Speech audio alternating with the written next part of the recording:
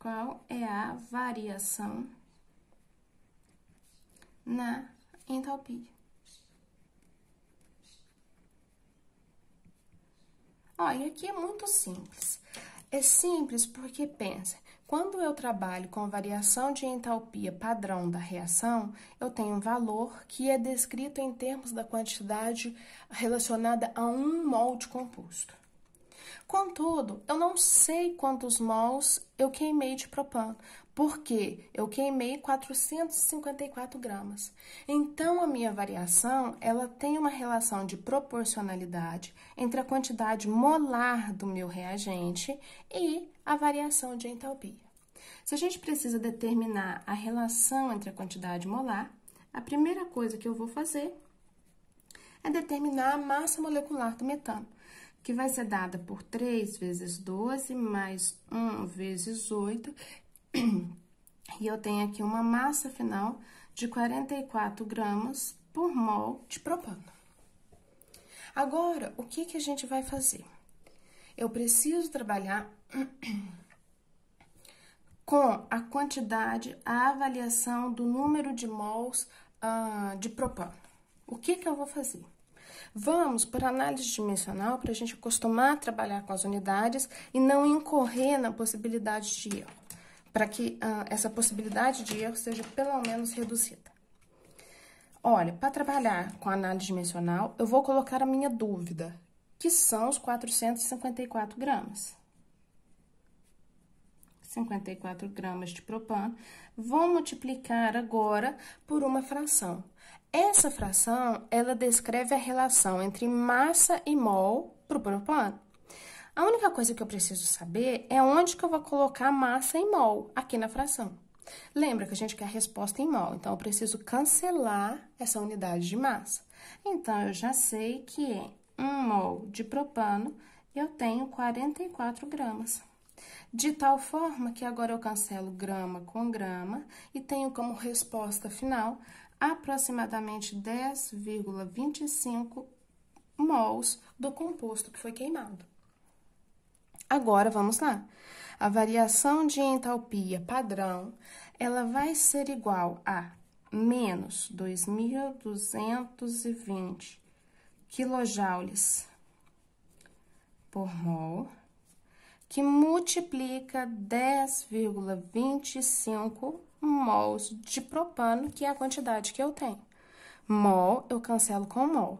E a variação de entalpia padrão aqui agora, ela vai ficar equivalente a menos 2,906 quilojoules. Só quilojoules, porque o restante da unidade, que é o mol, nós cancelamos ali em cima, ok? Pronto, finalizamos essa questão de aplicação das propriedades extensivas da entalpia em uma determinada reação. Como a gente já reconhece a necessidade de trabalhar entalpia em função de massa, em função de coeficientes estequiométricos, a gente já está apto para começar a trabalhar agora um dos aspectos mais importantes deste nosso réu, que consiste na avaliação de uma lei importante que a gente chama de lei de Hess. A lei de Hess, ela é definida de diversas formas, utilizando diversos parâmetros para defini-la. Por exemplo, meninos, eu posso dizer que a lei de Hess, ela prega que a variação de entalpia de uma reação, ela é uma reação que é formada por semi-reações, por diversas outras semi-reações. A variação total é dada pela soma da variação das entalpias das reações, das semi-reações, que compõem a reação mãe. Por outro lado, eu posso falar também que, para uma série de reações, eu tenho valores tabelados da variação de entalpia. Contudo, algumas reações químicas eu simplesmente tenho dificuldade em calcular a variação de entalpia. Quer ver uma delas? Eu tenho a relação entre carbono sólido, que eu vou colocar aqui, mais meio O2 gasoso, e quero formar CO gasoso. Eu não consigo calcular qual é a quantidade de energia liberada quando eu formo só o CO gasoso. Não consigo porque coexistem duas reações ao mesmo tempo. Uma primeira reação, que eu vou descrever aqui, que é aquela em que CO gasoso interage com meio O2 gasoso e forma CO2 gasoso. E tenho também a outra reação que parte da queima do carbono sólido pela interação com o oxigênio molecular, de tal forma que não para no monóxido de carbono, porque ele é muito facilmente oxidado. Essa reação 2, ela vai até que o produto seja convertido a CO2. Eu posso até formar o CO, mas numa etapa subsequente das minhas reações, o CO vai ser oxidado a CO2. Então, como nessas condições, cuja característica experimental fica dificultada, como determinar a variação de entalpia para a formação de monóxido de carbono? E essa é uma das definições da lei de Hess. Trabalhar a lei de Hess é criada, ela é fundamentada para a gente determinar entalpias que não estão tabeladas por dificuldades experimentais. Dentro deste contexto, vamos aplicar a lei de Hess aqui de forma direta, já que a gente tem dados tabelados para essas reações e nós avaliamos que a entalpia padrão relacionada à reação 1, ela tem o valor de menos 283 kJ por mol. E o valor tabelado da entalpia padrão para a reação 2, ele é equivalente a menos 393,5 kJ por mol. Vamos, utilizando esses dois dados, calcular agora qual é o valor da entalpia para aquela reação problema que nós colocamos ali na hipótese 1. Meninos, quais são as etapas? O que nós vamos fazer? A gente precisa trabalhar estas semi-reações de tal forma que a reação final, proveniente da soma das duas, tenha o mesmo sentido que esta aqui e, além disso, os mesmos coeficientes estequiométricos. Então, o que eu vou fazer? Eu já sei que do lado do reagente eu tenho que ter carbono sólido. Então, eu vou pegar a equação 2 e vou transcrevê-la aqui embaixo.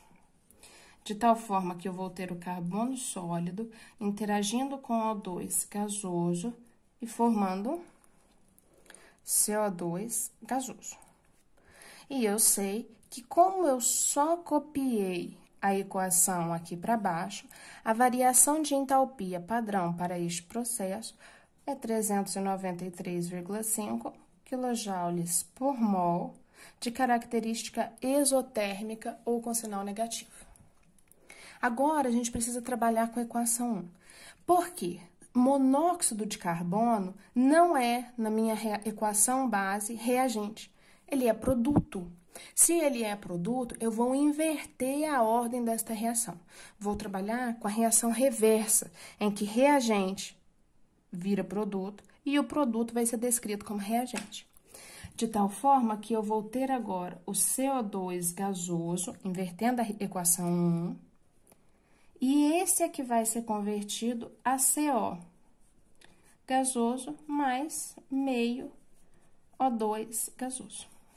Vou passar a copiar o valor da variação da entalpia padrão para a reação, que é 283 kJ por mol, só que, observem, igualzinho nós vimos lá atrás, como eu inverti a ordem da reação, necessariamente, obrigatoriamente, eu tenho que inverter o sinal relacionado à variação de entalpia. de tal forma agora que eu vou somar os processos 1 e 2 aqui de baixo. Então, ó, CO2 está como produto, CO2 está como reagente. Eu vou ter carbono sólido, vou fazer por partes para a gente compreender melhor, mais O2 gasoso, que vai formar CO gasoso mais meio O2 gasoso. Essa aqui ainda não é a equação que está ali em cima grafada, escrita. Então, nós vamos melhorar, porque eu tenho duas espécies, uma espécie mostrada no reagente e no produto, que eu posso aglutinar, mostrá-la uma vez só. Como que eu faço isso? Eu tenho mais meio O2 de cá, igual a matemática. Eu vou passar para cá como menos meio O2. De tal forma que eu vou ter agora carbono sólido, mais 1 mol de oxigênio menos meio mol de O2 gasoso. O O2 eu já passei para lá, então eu vou ter aqui só CO gasoso. E agora, como eu já tenho a mesma equação descrita, a variação de entalpia padrão para este processo é dado pela soma da variação do processo 1 com o processo 2. De tal forma que menos 393,5 mais 283, eu vou ter a liberação de aproximadamente 110,5 kJ por mol. Pronto, está finalizado. Olha, a gente pode aplicar a lei de Hess ainda em outras situações. Por exemplo, a lei de Hess, ela também se aplica, acabou de escrever, deixa eu pegar outra. A lei de Hess também é aplicada não a processos químicos que envolvem reações como esse que nós vimos aqui, mas também nós podemos combiná-la a variações ou a processos físicos.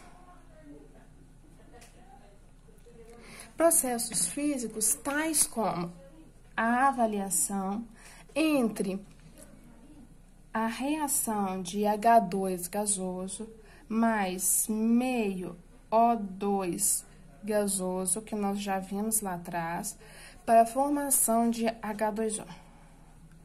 Lembra que lá atrás nós tínhamos H2O sempre gasoso, gasoso, gasoso. E o último exemplo era um H2O líquido. Tá aqui o H2O líquido. Eu quero determinar qual é a variação de entalpia padrão para este processo. Os dados que nós temos, eles remetem unicamente à interação entre H2 gasoso com meio O2 gasoso, com a formação de H2O gasoso. Esse processo tem um valor de ΔH padrão tabelado e é equivalente a menos 241,8 kJ por mol, que não descreve a reação que a gente quer, porque na minha reação problema, a água é formada no estado líquido. Então, eu preciso, para além de combinar as espécies e os coeficientes estequiométricos, combinar também o estado de agregação. O que é que nós vamos fazer agora? Vamos trabalhar com uma outra variação de entalpia que está relacionada unicamente à conversão de estados entre H2O gasoso e H2O líquido. E esse parâmetro tem um valor para a entalpia padrão da reação de menos 44 kJ por mol. Vamos ver agora se a gente consegue cancelar reagente produto e obter de fato aquela equação azul ali em cima. Eu tenho H2O gasoso de cá, H2O gasoso de cá. Então, eu vou ter H2 gasoso mais meio O2 gasoso, formando agora nessas condições H2O líquido. cujo valor da variação de entalpia padrão para a reação vai ser dado pela soma dos parâmetros que nós já temos, que resulta em menos 285,8 quilojoules por mol. Pronto, finalizamos mais um. Meninos, podemos ainda calcular a variação de entalpia quando nós temos processos de conversão de fase com trabalhos, com aplicações dos calores de fusão, ΔH de fusão, ΔH de sublimação, vezes a proporção mássica que nós temos. Por exemplo, nesse sentido, vamos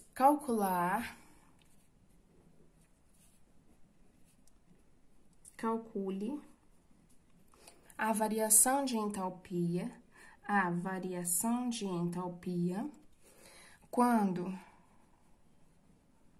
240 gramas de gelo se fundem. Observem que aqui eu não tenho reação química, tenho só variação de estado.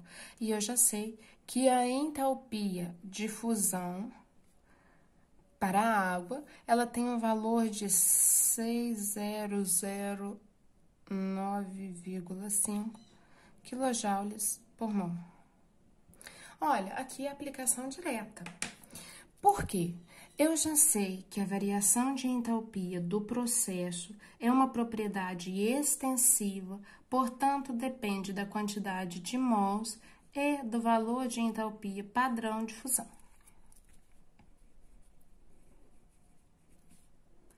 A variação de entalpia que eu procuro, então, é dada pelo N, número de mols. Vamos lá, igualzinho nós fizemos no problema anterior.